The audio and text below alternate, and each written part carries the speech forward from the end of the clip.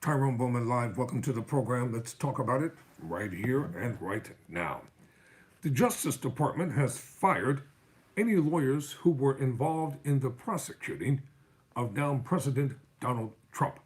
According to the Wall Street Journal, the Trump era Justice Department on Monday fired more than a dozen lawyers who worked on special counsel Jack Smith's two prosecutions of the president. While a Trump appointee opened an internal review of the department's decision to charge hundreds of January 6 defendants with the felony obstruction offenses in connection with the Capitol attack. Together, the moves escalated the Trump administration's planned shakeup at the department and signaled its eagerness to swing back at people Trump says targeted him unfairly during the Biden era. Acting Attorney General James McHenry fired the prosecutors because he did not believe those officials could be trusted to faithfully implement the president's agenda because of their significant role in prosecuting the president, a Justice Department official said. Well, why would these lawyers be dumb enough to wait to be fired? They should have just resigned. They knew what was coming. This is not like this was a surprise to these lawyers. They're supposed to be educated people. Why would you wait for someone to fire you when you could have taken your own destiny into your own hands? Ed Martin, the interim U.S. Attorney in Washington, D.C., is leading the review of January 6 prosecutors, according to people familiar with the matter. In an email Monday, he asked prosecutors to turn over all files, documents, notes, emails, and other information related to the obstruction cases, which included charges against some of the most violent rioters at Capitol on January 6, 2021. The loosely defined inquiry jarred prosecutors in the office as well as others who recently left. See, they were smart, including some who took steps to arrange legal counsel to prepare for what comes next, the people familiar with the matter said. The Supreme Court last year ruled the department overstepped in relying on an Enron-era obstruction statute, which carries a maximum sentence of 20 years in prison to charge defendants with obstructing the joint session of Congress that convened on January 6 to certify Joe Biden's election victory over President Trump. Martin referred to the use of the obstruction charge as a great failure, writing, "We need to get to the bottom of it. This 1512 project is important to work," he added, referring to the number of the statute in the U.S. Criminal Code. The contents of this email were viewed by the Wall Street Journal. A spokesman for Martin declined to comment. Trump pardoned virtually all of the January 6 defendants last week. Department officials, both career employees and Biden appointees, have said that January 6 prosecutions were politically motivated, and two lower courts affirmed their approach before the Supreme Court stepped in. Defendants accused of the obstruction offenses also face other charges, but the allegation was crucial in elevating the seriousness of the cases and all the amount of potential prison time.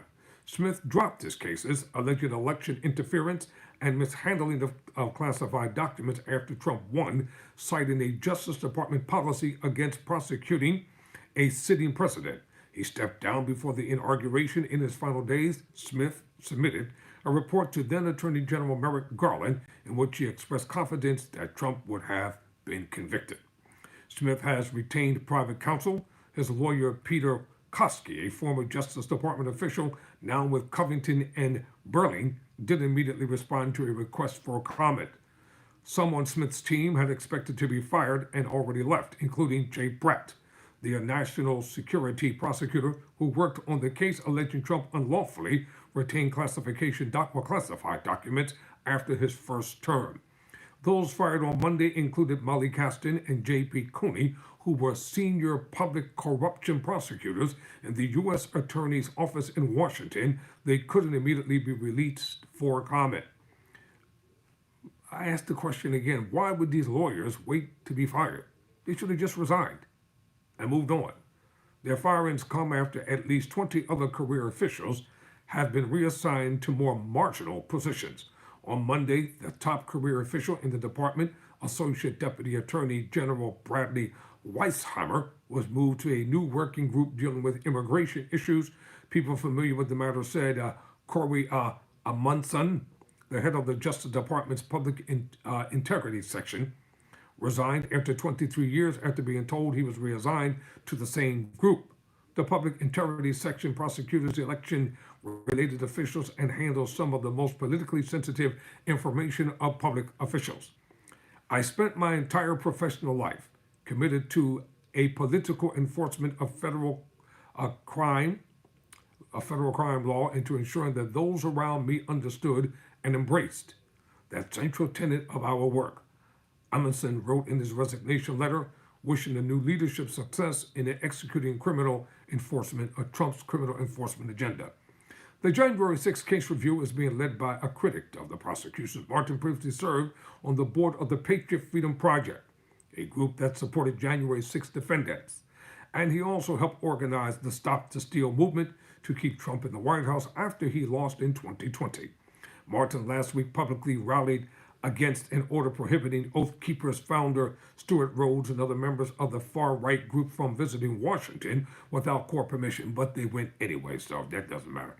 Fueling the clash with the judge who issued it, the judge lifted his restrictions on Monday for Rhodes and other Oath Keepers members who received commutations from Trump. The Justice Department brought the obstruction charge in some of the highest profile prosecutions in trials and other proceedings. Prosecutors argued that January 6 defendants violated the obstruction law by disrupting an official proceeding, the joint session of Congress that convened on January 6, 2021 to certify Biden's electoral victory over Trump. The Supreme Court's 6-3 decision read the law more narrowly to apply only when a defendant's actions impaired the integrity of physical evidence. The decision prompted the Justice Department to dismiss the obstruction charge in scores of cases and resulted in a number of defendants receiving new sentences. You know, that's a lot of legal jargon there. Straight up, that's a lot. It's a lot of double talk, a lot of legal jargon. I'm going to ask this question. I wonder how many of those black patriots were pardoned or had their sentences commutated. Never surrender, never quit.